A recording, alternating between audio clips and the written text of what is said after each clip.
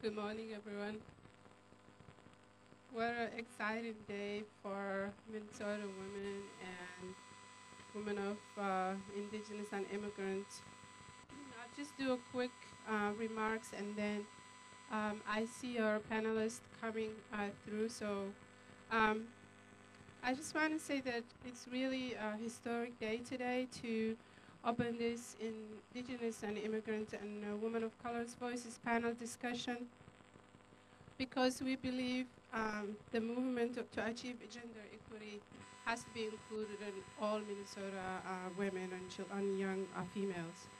We hear so many women of color that their voices are not heard when strategies have been developed to address the inequality of Minnesota women of color.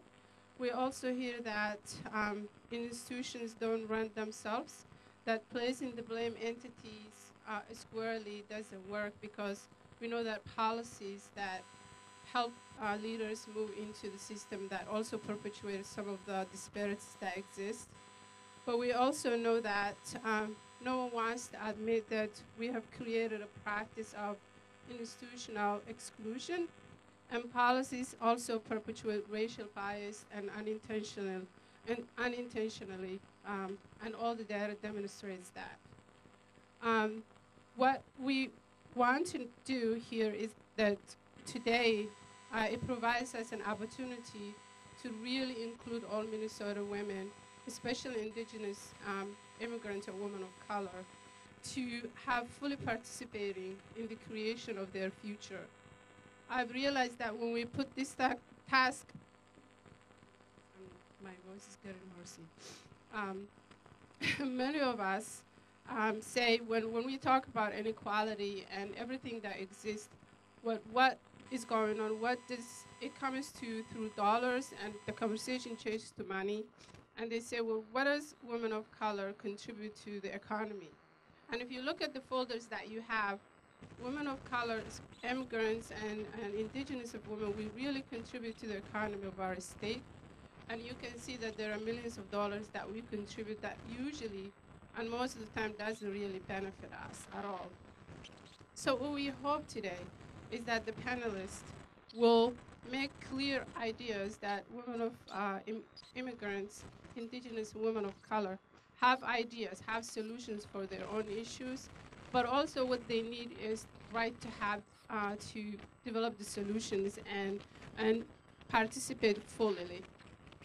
If I give you some quick data of where our state lies when it comes to Minnesota's inequalities, you hear a lot about the education gap. You hear a lot about 20% of unemployment. You hear about 5 out of 10 African American kids live in poverty. 4 out of 10 American Indians live in poverty. Immigrants, especially the first generation, 78% of them are living below the poverty. Everything that shows that our state, the communities of color are not doing well, especially the women of color. So if you think about how women of color is thinking about her life, is if 5 out of 10 kids are living in poverty, they go through the school that is not doing good, the poverty is there, developmental issues exist. No one talks about mother's health, no one talks about how the mother's feels when the kids don't do the school well, when she's living through poverty, when everything that is surrounding her is like a turning wheel, and she's trying to work through a system that's almost like a spider web. And there are no exit strategies at all, because when solutions have been developed, most often time, someone else designs it, and the women of color are called to say, what do you think? So that itself is really what is perpetuating the inequality of our state. And today you will hear a smart woman of color to tell you that this idea of developing solutions for the communities of color and women of color has to stop.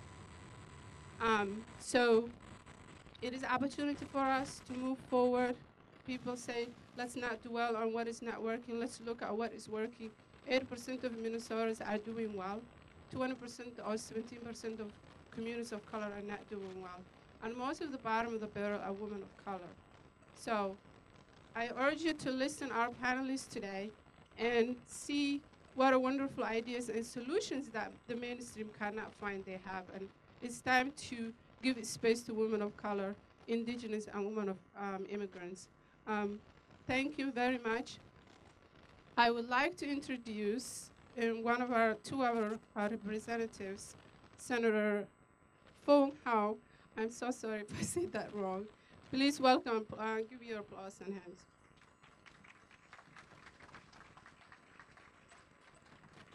Yeah, hello, okay. You did pronounce my name correctly. It's Foung her. So that's very good. Yeah, I'm very glad everybody's here, and I, again, credit go to Sandy Pappas and Representative Paul Thiessen for getting this to pass and make it happen. We're just team members, you know, behind the scene and trying to get it going. So I'm glad that I'm part of the history to make this change, and I'm very honored and proud that, you know, we're getting the Women Economic Security Act to develop the workforce of 21st century, and this in the right place. I thought back to my mom this morning when we first came to this country back in days, and my mom was illiterate. Where I came from a agrarian society, you know, agriculture society, and my mom was illiterate, but then in less than 5 years, she became the breadwinner of our family. And I heard the presenter this morning said, when women's life are changed, the children's life and their men are changed too. So, you know, it does, my mom carry on the family does change my life, you know, and I owe it to her, and I owe it all to you all women leaders in this room, you know. One thing I want to share with you all, one of the bill that I signed on to this session is the pipeline bill with Senator Bonoff. It has nothing to do with gas pipeline, but it's an acronym for private investment, public education, labor industry experience. And I'm going to introduce an amendment this coming week to make sure that, you know, minority and racial diversity are included in that bill and have a strong preference. So I encourage you to come and see me too if you have interest in this bill. You know, we need to put everybody at the table. So thank you very much for the time, and enjoy the rest of the day. Thank you, Senator Hui. I always worry mispronouncing names, so I did it. The next Representative Rena Moran. She doesn't need to be introduced. She's one of our champions, and please welcome.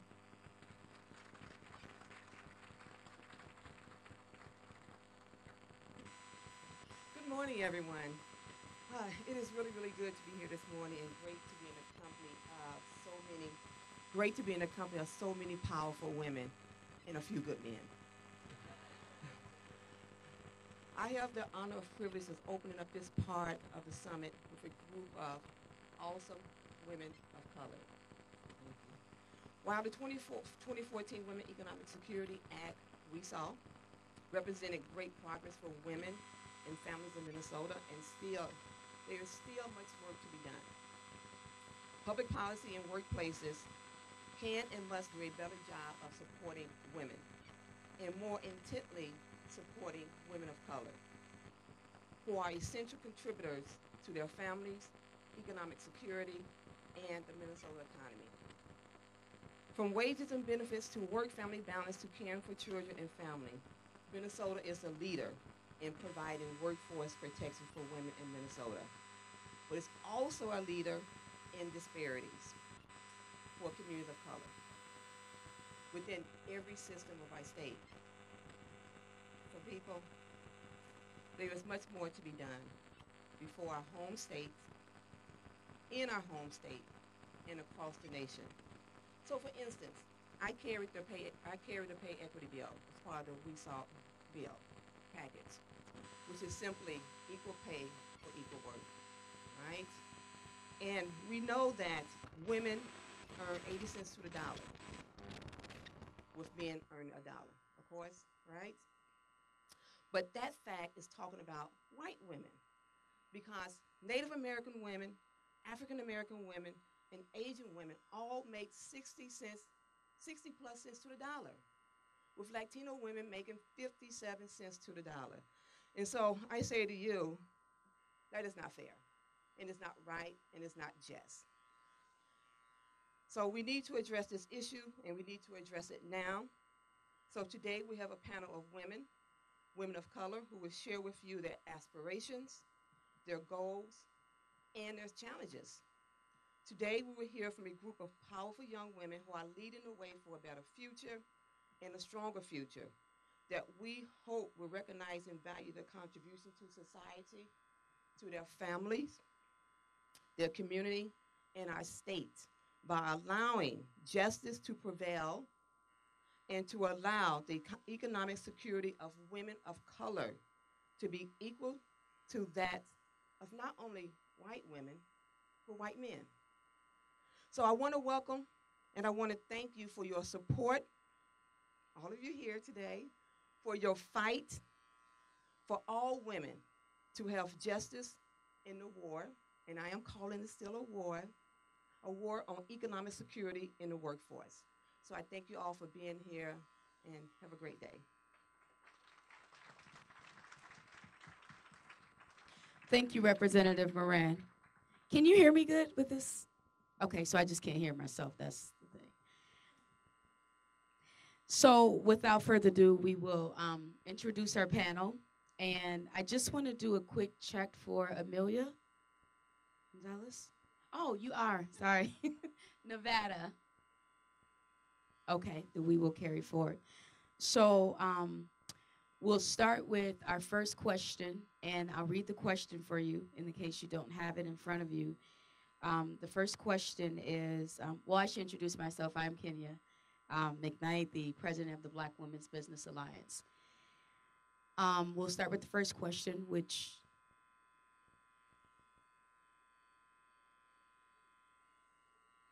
we're doing a mic check, make sure the mic works. Can we ask everyone to introduce themselves quickly for the audience? I'll start myself. My name is Fartun Weli. I'm a public health practitioner and executive director of Isuroon, is a Somali women-led organization. Good morning.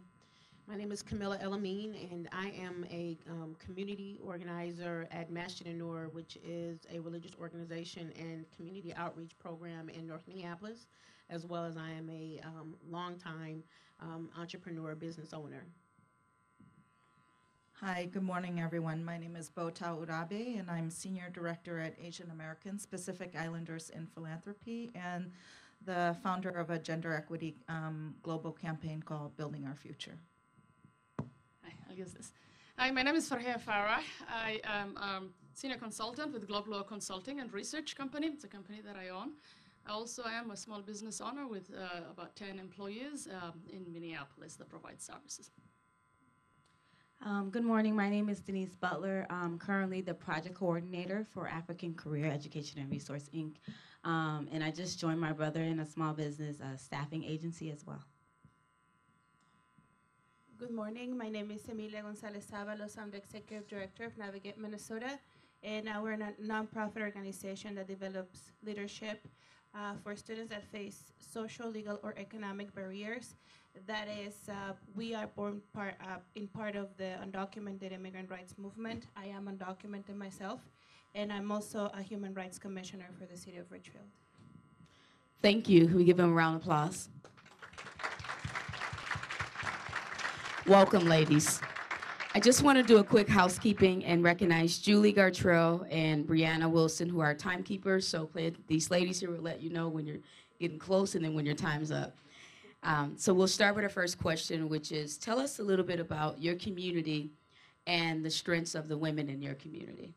And we can start with, start here.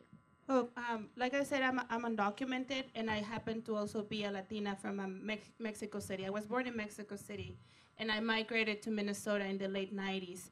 And back when I was a teenager, there wasn't a lot of migrants in the area of Minneapolis, and I was witness of how the leadership and really the strength of our communities developed part of what is now the Lake Street Cultural Corridor. and started developing a lot of businesses. I saw that transformation from my teenage years to now. I'm 34 and I have a daughter of my own, and we had a hard time just finding regular foods. We had to drive all the way from Minneapolis, South Minneapolis, to El Burrito Mercado here in West St. Paul. So my intersectionally, I happen to be a woman of color. I happen to be a Latina, but I also happen to be undocumented. And we've seen a lot of changes within the past 15 years in terms of what it means to be one in Minnesota, especially because when I was in high school, these conversations were not allowed to happen. We were told to not talk about it, to not disclose our status. And we've seen now that there's not just enough support, but also an executive order announced the last 20th of November of 2014 by President Barack Obama, which is also very relevant because that would add around $17 million to the GDP of Minnesota for the people that will qualify for this executive order. So that's an expansion of deferred action, which will allow students to get or people to get a work permit if they were brought to Minnesota before age 16, and also will allow parents of U.S. citizen kids to get a renewable 3-year work permit as well. In the meantime, we hope that immigration reform keeps moving. In terms of being a Latina and also having a second language, we've seen also that transformation from being put in special education or seeing my first native language as a deficit. Now we have a lot of champions in the state of Minnesota like Carlos Mariani and Patricia Torres Rey, putting that cultural background as an asset instead of a deficit, and that changes the narrative. We have a great opportunity to raise global children, and I'm very proud that my daughter is a Minnesotan, first generation born here, who speaks Spanish at home and who will learn how to develop relationships with kids from Somali descendants, from Ethiopian descendants, from Asian American descendants, and that's something that it wouldn't happen if my father wouldn't thought of migrating to Minnesota in the early 90s. So that's part of my community and who I am. Thank you. And Denise. I'm here representing the Liberian community. I guess you probably familiar with the fact that we call this state of Minnesota Little Liberia, with BP representing the bulk of that population where I happen to live. My Brooklyn Park, we call it BP. I live in Brooklyn Park in the northwest suburbs, and I think we have about 10,000 or more and counting Liberians just in Brooklyn Park. My parents came here in the early 80s, looking for great opportunity. My dad actually came here to go to school. And my mom, being the little hot tail that she is, she followed him over as well. And they've been here ever since. Moved to the suburbs. That's how come we ended up in Brooklyn Park from St. Paul. Bought a home, homeowners. So they moved to Brooklyn Park, raised their kids, taught us to go to school, fit in, never really preached about being, a Liberian and what that is, basically. It was just basically fit in, do what you need to do, follow, the protocol, the status quo, and you'll be successful. And I did pretty much that.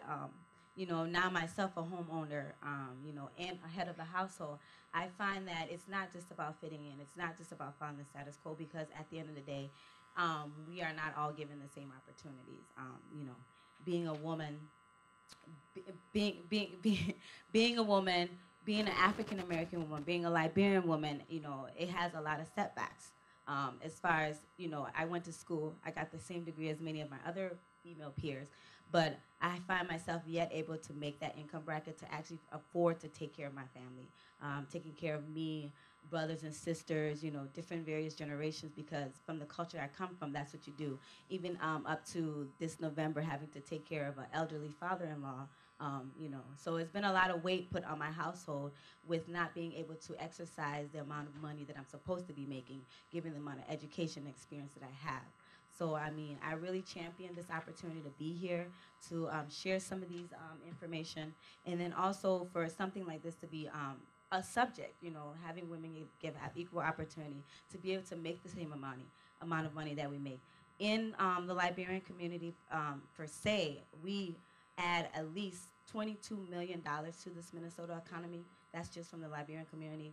We own homes, but a lot of us, I don't know if the demographic has been pinpointed, a lot of us are still just DED, on DED, deferred deportation. So that's a whole nother setback itself. We just have the right to work, but not really to do much else in this country. A lot of us, the older community, are small business owners, but that's undocumented.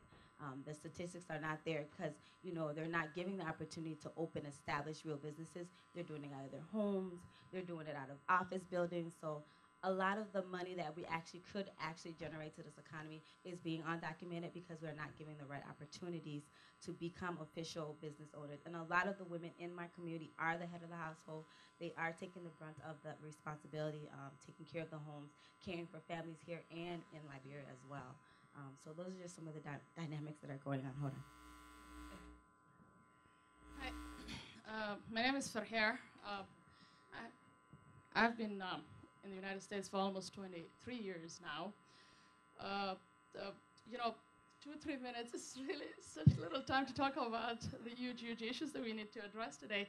But I really thank you for the great opportunity. I'll echo what everybody else says here. Investing in women is investing in the future. And our loving men and their support, we love it. But we also know that it's the women, especially the very, very poor women, that will give the greatest impact to the future generation. Let me just share a joke with you. And we'll kind of shed a light to some of our thinking, especially the Somali. I was called to talk about the Somali issues.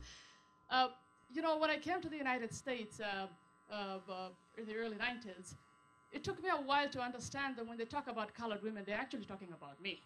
I've always thought, when I first heard the word colored woman, I felt, the white women have brunette hair, blonde hair, green eyes, brown eyes, blue eyes, so it must be them, right? First impression, oh yeah, they're the colored. And then later I was told, no, it's you. You are the colored.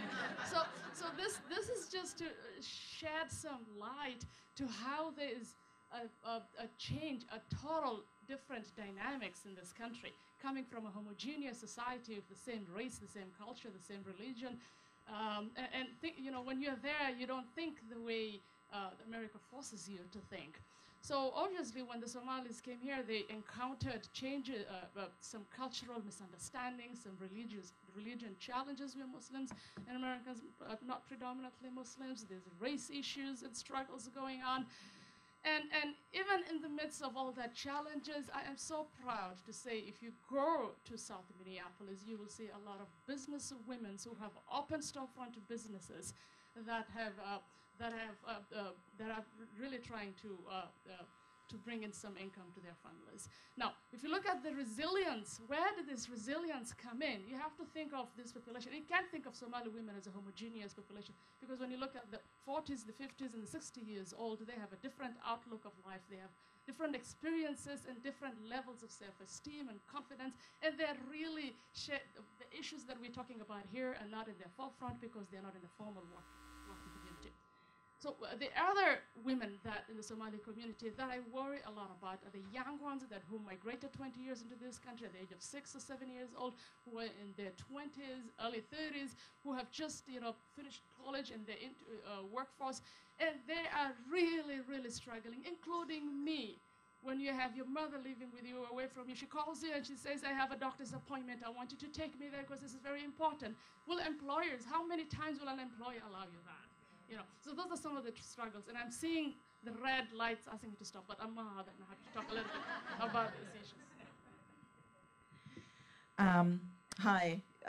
So I think, as everyone has said before, I wish we just had a lot more time, because we're all asked here to speak about kind of whole collective communities that, I always try to put out the disclaimer that even though I am a part of certainly the political construct of Asian Americans, the Asian American community is very diverse, right? In the state of Minnesota, we are almost 300,000 strong, but represent over 42 ethnic communities coming from over 50 countries.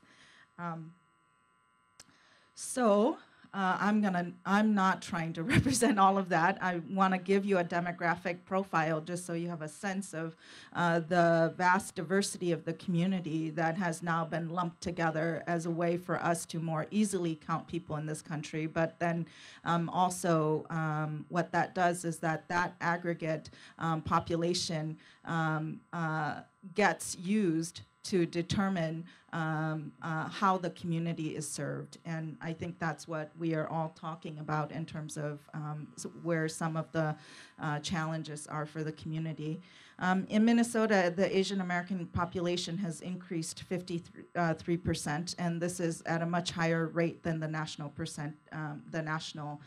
increase, and it's the fastest growing racial community in the state. Unlike the East or West Coast, because sometimes when we think about Asian Americans, we tend to think about the East or West Coast, and we don't really think about the Midwest, but the Midwest is one of the fastest growing Asian American populations. Our demographic here is unique because of the Southeast Asian populations. 60% of the Asian American population here are Southeast Asians, and that's very different than other demographic profiles across the country. So, for example, the most spoken Asian language is Hmong, right? So besides Spanish, Hmong is the second most spoken language in the state. 52% are women in the community, 60% are foreign-born, and 72% are citizens. And of those who are able to vote, Asian Americans vote at the highest rate, right? Even more than the general population. And this is surprising because sometimes people think, well, you know, Asian Americans are they don't participate, but we've dug more deeply, and I think we've kind of learned for ourselves that that's not true, right? So what gets shared about our communities is not always the narrative that I think we want to tell. I think the strengths in the Asian American community are that really women value their heritage and often are the keepers of their histories and cultures. This is true for many communities, but it's certainly true for the Asian American community. We are a resilient community, and that has endured generations of sanctioned racial prejudice in this country, right? So in particular for Asian women, anything from the Chinese Exclusion Act to the Japanese internment to now even the way that our immigration system works and bringing in highly educated workers, which mostly are men, and then women are left behind. And then also, Minnesota happens to be one of the most creative places in the country for Asian American artists, and a lot of that is being led by Asian American women artists who are really active here. So women play a really strong role in being advocates for their community's needs, and I hope that that's something that we can continue to build on. And then lastly, Asian Americans have strong familial connections, and they're the most likely to live in multi-generational housing. So almost 30% live in at least 2 generations or more. So good morning again. All the statistics and all of the different issues and concerns that all of our panelists have voiced up until now magnify that to about 10 for the African American community. Historically, here in Minnesota, the culture of the African American community has been very vibrant and vivacious here through St. Paul, Minneapolis, even in Duluth and Rochester, and even in central Minnesota. So the difference between what they've all experienced, as a cultural group, and what we as African Americans have experienced is we've been here a little bit longer than everybody else, so we have been, we've gone through the reigns pretty much, and the different levels of degradation to our community that has happened time and time again has kind of put us in a bad situation, but also in that our community is resilient, right? So we also hold many of these statistics that you will hear throughout this panel this morning we are by sheer number, right, outrank every ethnic group that's up here. So the numbers that we show is a little bit more of a disturbing numbers because of our number. Our numbers are so big, and we've been here for so long. We don't actually. We've gone through what they've gone through a couple of times over. So when you look at the situation here in Minnesota, even on a national level, but when you look at the situation here in Minnesota, we still are here. You know, so the African American family is still vibrant, even with all of our state of affairs currently. We're big on in the arts, in dance, in music, and in the church, in other religious organizations. That's historically been our backbone, and that's what's actually kept us going, is our spirituality. So with that, you know, I'll go into deeper, you know, statistics when we get to a couple other questions, but the black woman, African-American woman here in Minnesota, she's pretty much been the backbone of keeping African-Americans in a state, you know, so it's not totally falling off. You know, our mothers, our grandmothers are now raising our children, and we have family members raising cousins and nieces and nephews as our own children, and it's just been, you know, that is the plight of our family. It's very fragmented and so on and so forth. So, but on top of that, we're resilient. So with that being said, we have a lot to give. We've been giving a lot when it comes to education and business and economics. The numbers, they're staggering. However, it's on the rise. So we do have something to look forward to, and all of this has been just really uplifting to be a part of, to even know that we actually are on that kind of curve now. We can start to look up and say, okay, here's you know, the fresh air is coming in, if you will. So culture here in the African American community in Minnesota, it still is a vibrant one. We have a lot of work to do, though. I just want to thank you, ladies. You will have more time on the next round. We just needed to get through the introductions. And I know there's a lot to share, but I wanted to make sure you knew that you'll have more time. If you look at the, you know, the issues that exist in disparity, and you look at why solutions have not been developed, the word that keep comes back is the future has been created for the communities of color without their participation. And then we say, well, what is going on here? It's because the general population don't have the skills to really develop solutions for the people of color. So there is that space that needs to be happen and given to develop their own strategies. So the next question is, and look at Julia and the other sister, so we make sure that we're, you know, following our time. What are the aspirations and goals for women in your community? And we'll start right here. So like I said before, the state of our families, mainly our men, as black women, we hold such a heavy load on our shoulders. You know, we carry the target on our backs as well as they do. There's statistics of the system have us at a disadvantage, but the aspiration and goals and our dreams and our hopes are similar to every ethnic background. What I would like to point out is that the key concepts to any aspirations and goals and hopes and dreams that we have to be supported with, you know, protective mechanisms, especially in the African American community. You know, we have so many different issues that impact us. We need a reduction in the risk impact. You know, we need a reduction in the negative chain reactions to things that happen, that have been happening for a long time. You know, we want our children to go to school and graduate high school. You know, we're looking at high school. secondary education is a different conversation.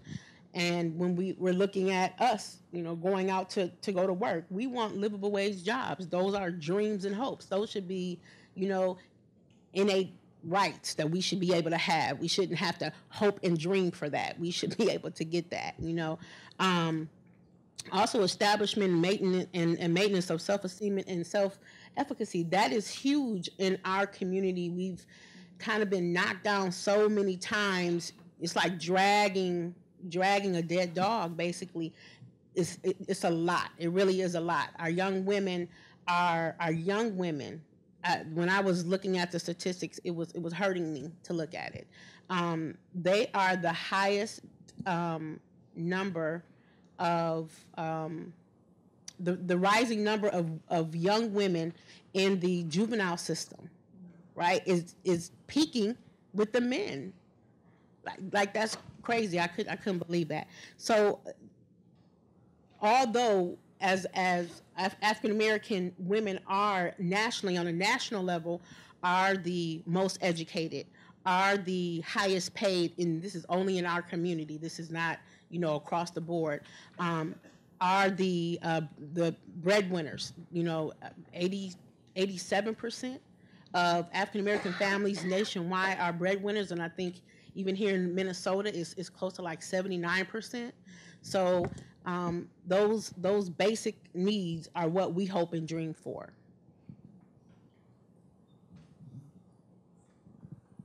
Okay. Yeah, I mean, I agree with the sentiment that many women in our community want what all women want, and that's really to be able to achieve educationally, economically, and to find happiness, right? And so, and part of that is because they want to achieve their full potential to contribute to their families and communities. And the question is, are we doing all that we can to build on women's assets, but to also make sure that the resources that are meant to serve all women do so? And in our community, I think that for many, because we have an overwhelming proportion of our community that came as refugees, and for many of those populations, for them, this is the first time that they have access to free education, right? So, if you're the first to go to college in your family, is there recognition of that? But when you look at the aggregate data for Asian Americans, you think that everybody is doing well educationally, and there's not then a lot of support for supporting those who might be accessing education for the first time in their lives, right? And I think that the data skews that, and often that's really about how we choose to bring people to this country. And Minnesota in the last decade has really benefited because of the industries that we have here, bringing in highly educated workers, and a lot of those workers are coming from India and China, and we need them here.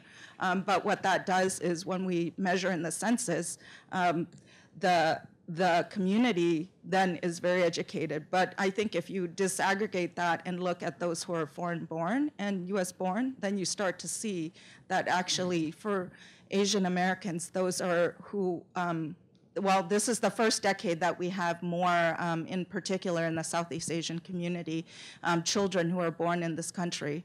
And they're not doing well, right? But also our resources are not really supporting their needs to achieve academically. And so I think that's a challenge for the community if we have the same aspirations for educational, economic, and other kinds of success in the community. And because women are so instrumental to the community's well-being, I think we have to pay attention to that. Also, the recognition that for many communities, being here in America has really afforded them the opportunity to address the kinds of gender challenges that we have in our communities, right? And that that means that women want to be able to make choices for themselves and not fear being abused or all kinds of gender-based violence. But also, I think that they're in a unique position in our community, really understanding that we live in a system that unfortunately has criminalized men of color, right? So the challenge for us is, how do you support women to make the choices that they need to make for themselves so that they are safe and healthy, but also not have to choose between making those choices and then seeing men in their community pay the prices in the legal system. And then lastly, I think that women in our community are creative and have many solutions, and unfortunately have not always been tapped to be a part of the creation of those solutions. So, you know, I would just continue to urge that. Thank you.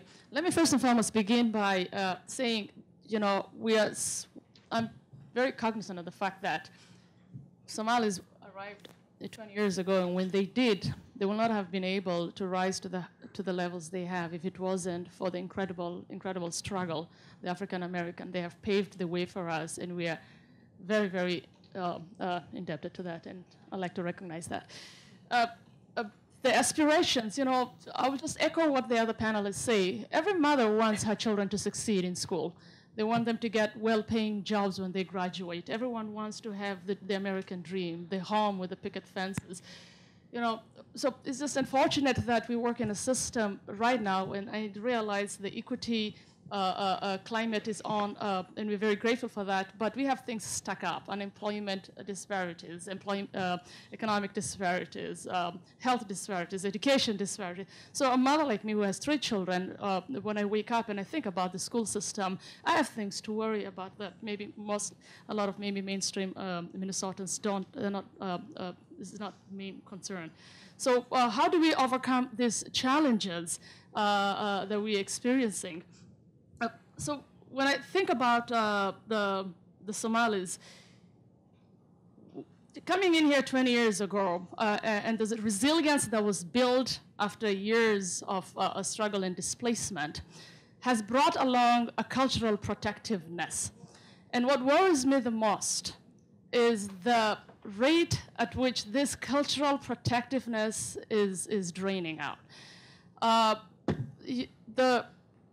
When you look at the community, for instance, I'm a researcher, you know, and before, when I was invited to this forum, I did a little look and see what are some of the statistics out there. There's none. There are no studies, sufficient studies that have been done to understand where the Somalis are, the Somali women, where the strengths and the weaknesses, their contribution. So it's a lot of anecdotal. And it is my greatest fear that my 11-year-old daughter, high age men, when they become the working force in Minnesota, the system that is in place right now, and the lack of opportunity to build on that cultural protectiveness will give a very pervasive, will throw them into that pervasive hopelessness that have been experienced by a lot of the black folks in the community. So when Fartun and Kenya talks about solutions being amongst us, like we knowing what needs to be done and what buttons to touch to turn around the tide and move the tide in the right direction, what we are actually saying is the resources that are available to make these changes, we know what are some of the elements that are critical to put in these solutions that will change the tide. And I can give you many, many examples in some of this implicit biasness that is going on in institutions and in systems that I feel a goodwill and have the greatest intention in mind, but unfortunately are giving not the outcomes that we're looking for. So, so we have these aspirations. The possibilities are within realm, but empower us, and we can make it happen, right?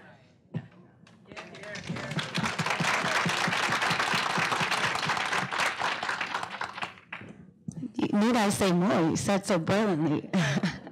What more can I add to that? Education in the Liberian community. A lot of the kids are in ESL. There's already a disparity right there.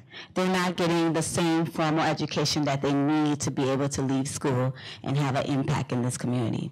A lot of them are in alternative schools because of behavioral problems. Teachers do not know how to deal with these type of students because of the cultural difference.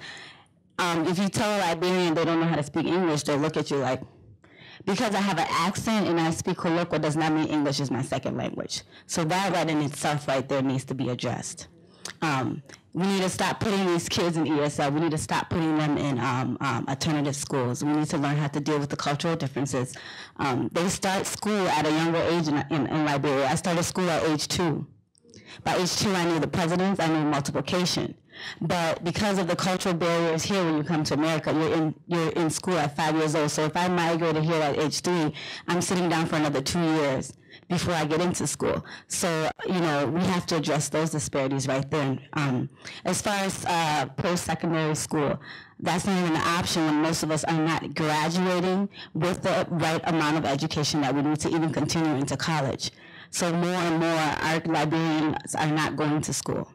You take in the fact that how many people live in a typical family. We don't know the thing called a nuclear family. So, you have to address that right away. A nuclear family to us is mom, dad, grandma, grandpa, auntie, uncle, nieces, nephews. So you can have a household of 20 people, but maybe one person in that house is working. So now you're taking into consideration the fact that, do I go to school or do I start working to help? And what am I typically going to start doing? Low income, low wage job, but I'm adding to the household income. Because although my dad came here and got an education, he is faulted with the fact that he's overqualified. When my mom has gotten that education, she's not getting paid what she needs to get paid to take care of that household. So I, the student now, do not make that a priority. I'm out in the working community trying to help bring more income into that family to take care of that big family that we have. It's not just mom and dad and 2 kids.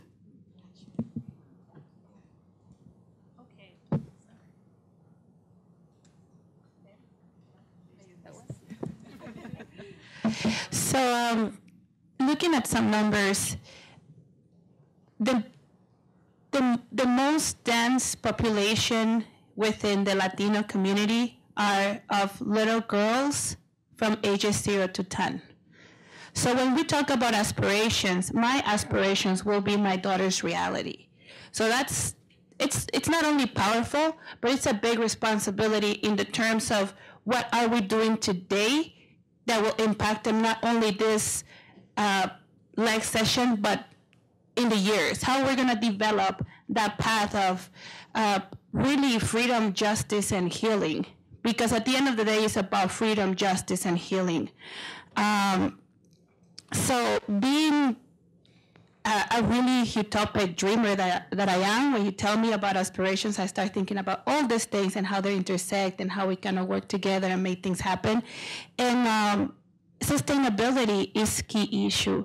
And that does not mean just economic justice. It means access to education and the restoration of education in Minnesota as a mere tool of social mobility. And the numbers are not there for our kids.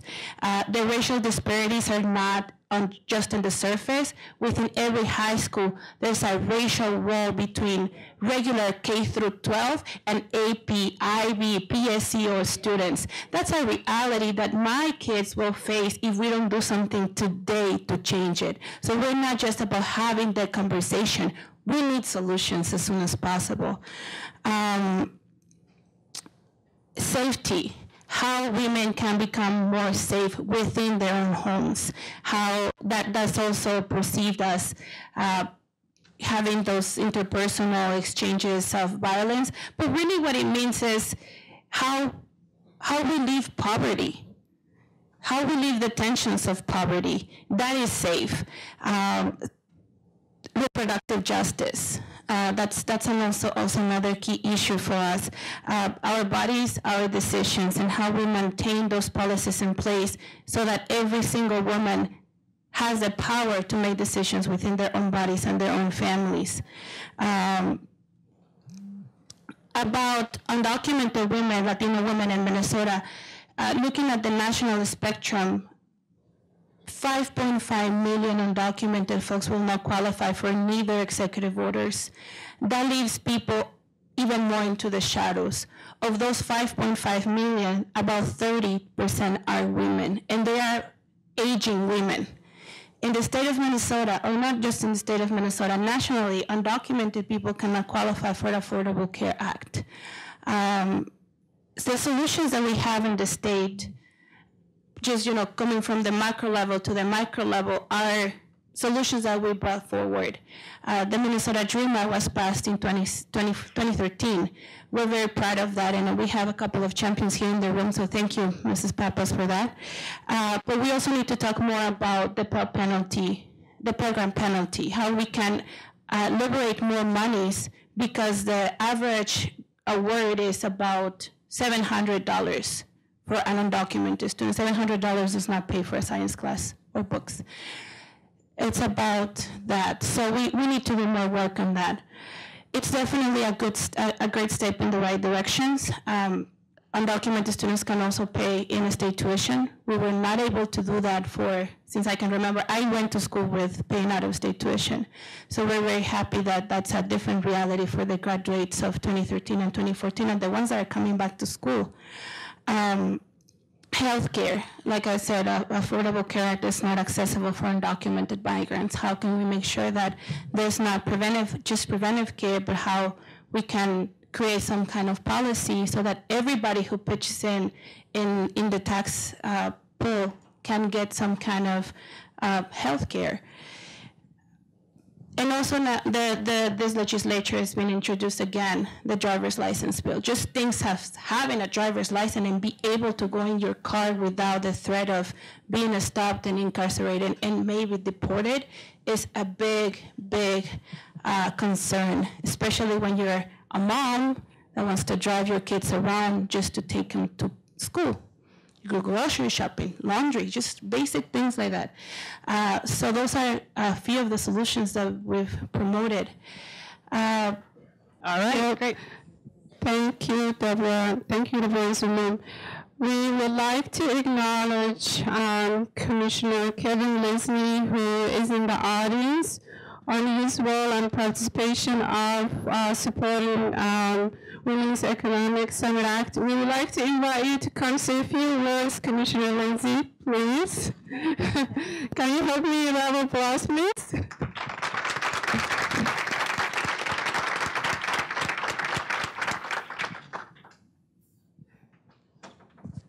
We've ambushed you.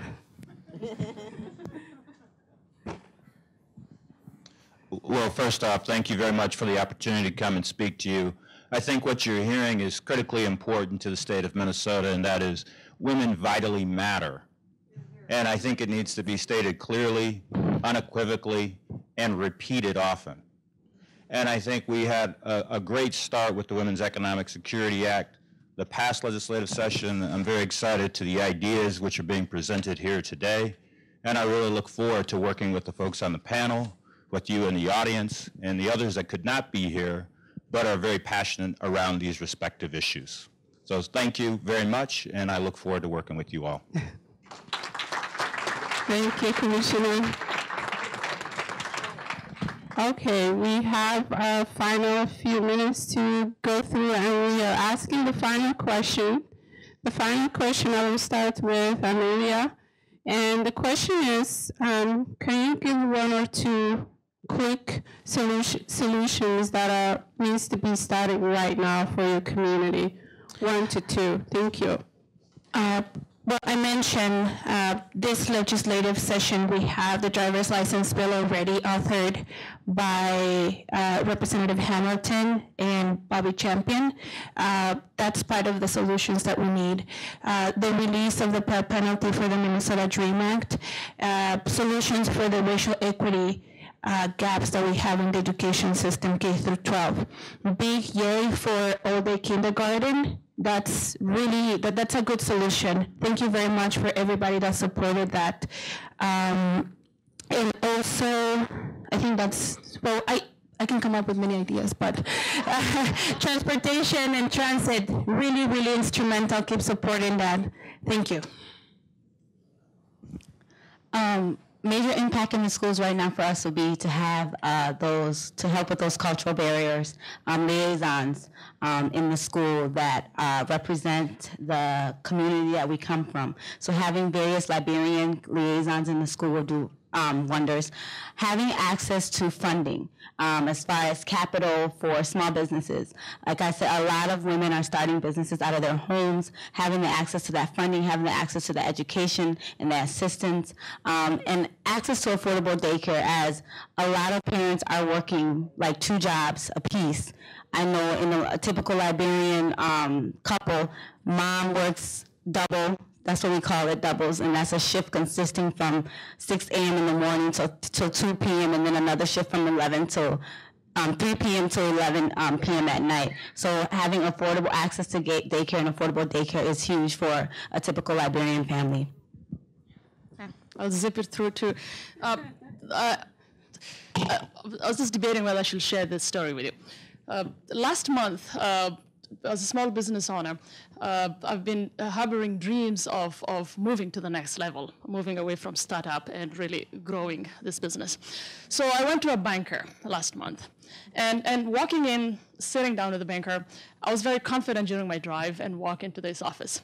And I sat down, and I've worked last couple of years on my technical skills. I have a business that I was able to convert from $50,000 loan to over $600,000 annual income. I have employed over 10 people in the last couple of years.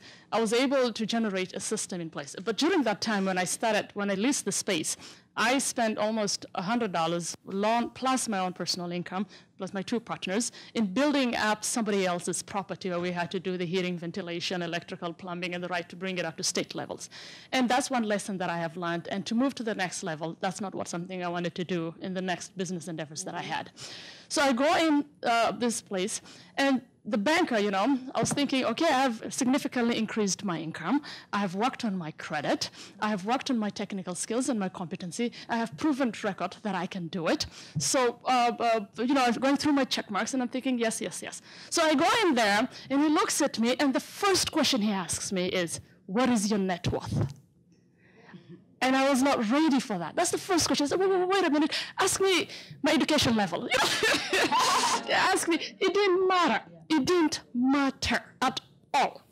So it forced me from that dialogue. I understood right away that I will not qualify for the asset acquisition that I was hoping to do to start up this business that I had to expand the businesses and grow that I had in mind. It didn't matter. All that I brought to the table, and nobody has ever told me this is what they want, and I had to go back to the drawing table and really think twice, and it put me 5 years behind. But had someone told me this 5-10 years ago, that no matter what you do, no matter how hard you work, make sure you build your net asset, because that is what matters. More than the $50,000, $60,000 student loan that I took, more than all the hours I've spent in the library reading and doing all the analysis work, it really didn't matter. Number 2, when you empower someone in the community, I've had 2 employees who've had babies last year. And in my 2 employees, and God is my witness, I have given them 100% of their pay 6 months off from their work. And I do this, and I did this because I know their husbands make less than $24,000 and they pay $1,100 rent. And if I don't support her, it will either push her to homelessness, or totally, and that's not my desire. So the elements that are in here, reading it is humanistic, it's being human. And the decision makers, if they come from these communities, understand these communities, eat lunch with them, go out, party with them, buy with them, they will understand that what they're asking is not extra. It's really sustenance and livability to the core, I'm a public health person, and when Fartun asked me to talk about this, I can't talk to someone about, I'm working on a cardiovascular disease risk factors with health partners on a project. I can't talk about your cholesterol levels and your diabetes and controlling it if you are worried that you don't have money to buy diapers for your child. And that's really what this is all about. Very quickly, if we go through some of the elements, Somali women businesses seem to be less structured, less formal than Somali men. If I put the comparison side by side, they're less likely to have business plan, even less likely to even have a bank account. They are really, in my opinion, the 40s, 50s, and 60-year-old women who are owning these small businesses are working from the spirit inside them and not enough technical skill to really understand this. And if I were to put a magic wand right here, I would say develop some technical skills to support these women because they have done half the work. How do we help them understand this is where your profits is? How do we help them think you don't have to operate in an isolated market? Minnesota is big. How many of you have gone to a Somali stall? Fantastic, fantastic. Spend your dollars there, support them. Whenever I go there to buy something and they say, the skirt is $20, but I'll make it $18. I said, no, keep the $2 because I know more than the cash register ringing. It's the self-esteem, the self-confidence, and the self-worth that matters a lot. And that is what trickles down to the babies, to the children they have. All right, let it go. I just want to remind you that you will have, if we can get through a final closing statement. Okay. I was going to say, I think we should just close there. That was terrific. When we thought about putting this panel together, we wanted to start on building on the assets, and that's why in your folder we have that sheet that talks about the contributions of women of Indigenous, immigrant, and women of color. I think what's been said is that we're not coming here to just simply ask for a handout, right? That women of color, immigrant and Indigenous women, contribute into the system. The question is, how are we creating opportunities and access for those women? So because I work in philanthropy, I know most about the field of philanthropy, and we know that in Minnesota, for example, Asian Americans receive less than 1% of philanthropic support, right? State dollars are a lot more difficult to measure, and we can argue about the data, but when we look at the disparities, it doesn't lie, right? So what I see often is that in our communities, women are self-financing solutions, right? So whether that's like really starting their own businesses or, creating organizations where it's all volunteers or, putting in their own money in order to, create anything from language programs or to serving communities, doing mentoring, doing all kinds of things. So for me, it is really about how are we going to make sure that Indigenous women of color and immigrant women have access and opportunities to resources that support their ideas and solutions. And then I think the final thought is really about how do we look at the status of women in Minnesota and think about white women's status as really not the ceiling, but the floor, right? And if we look at white women's status as the floor, how do we make sure that we're raising the bottom for all communities who are below that? So, we need to continue to push because women collectively, we have a long way to go to achieve equity, but it's also important to make sure that we are not supporting solutions where I think in particular immigrant women of color and Indigenous women are being used as wedges against each other.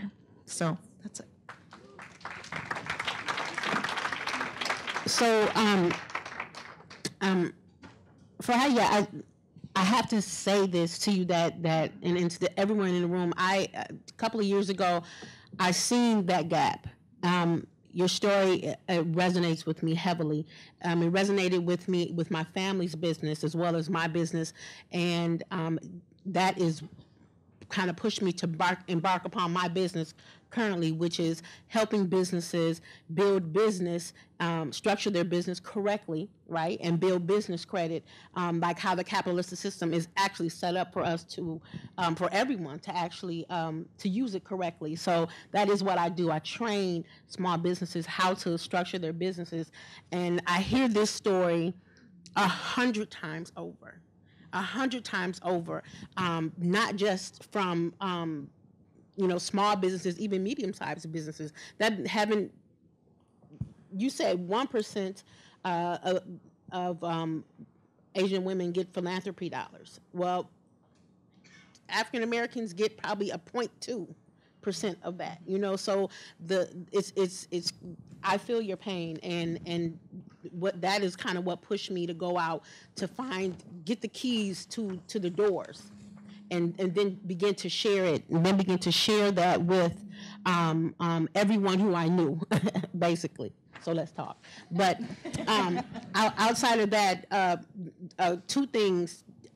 Representative Loom, I'm very encouraged that for what she stated, because one of my biggest blocks in the solutions to what reviving the African American community was the stabilization of the Black families with quality, and I'm gonna say it again, quality early childhood education. Our children are our future, and that is not just a soundbite. That is truly what we look forward to in when we set out, you know, outside of once we marry, once we start to have children. So that is very very encouraging to know that is already in play. The other thing is, like the sister from Liberia, she was saying, the ability to attain economic sufficiency, actually making livable wages, one, right? And then supporting women-owned businesses is key. It's key. Just on a simple note, that is so key across the whole line. You know, women owning the businesses are the backbone. We are the backbone of this country. Those small businesses that President Obama talked about, right? 85% of them are are women. Not just African American women, but women, period. So we have to really take that seriously. We have to put a lot behind that, and not just these fluffed up pots of money. I'm talking about real money. Real money. So those are my two issues. I just want to thank everybody. Can we give a round of applause to our panelists? My goodness. Thank you so much. I want to thank Deborah, Barbara Batista, and all the WESA group, and then Kenya McKnight is going to be doing the closing remarks. Can you take it away? Sorry, I wanted to say something before we leave. Actually, I want to correct myself.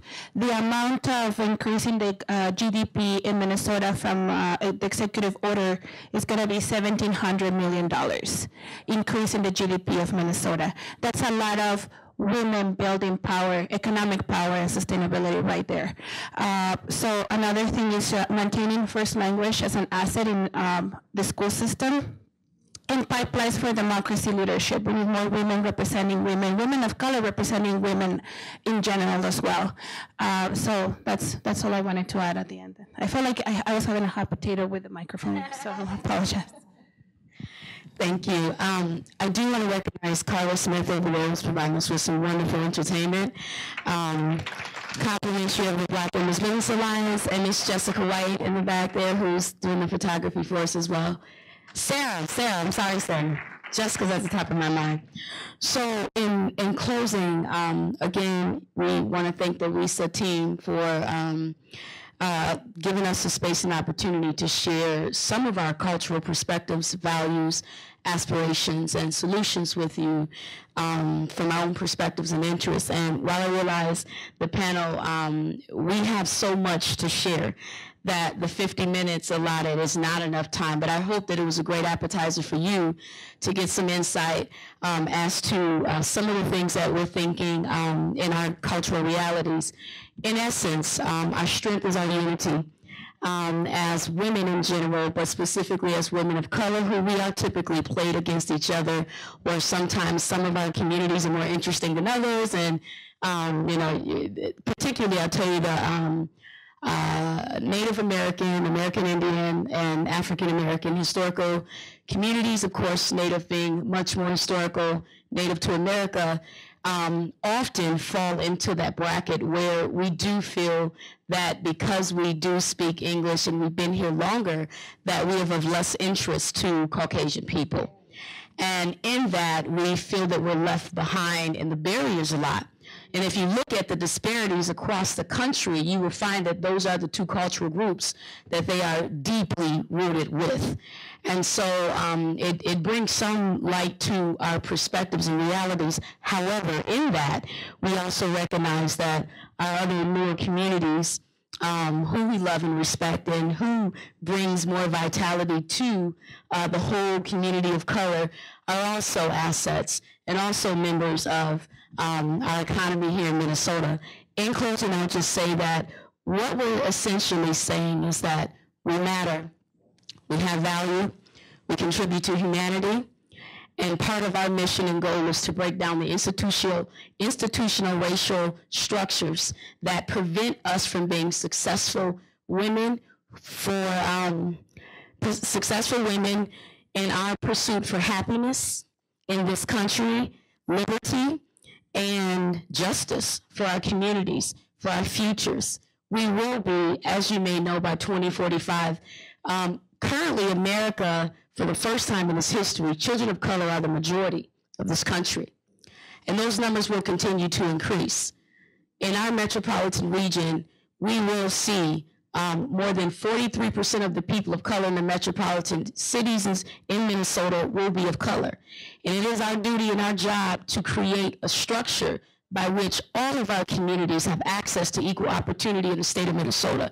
And again, while we recognize that we are women, we also understand that white women and women of color, there are major disparities between us. And we ask you to stand with us, to be advocates, to be supporters to our prosperity in this country and in this state. Thank you.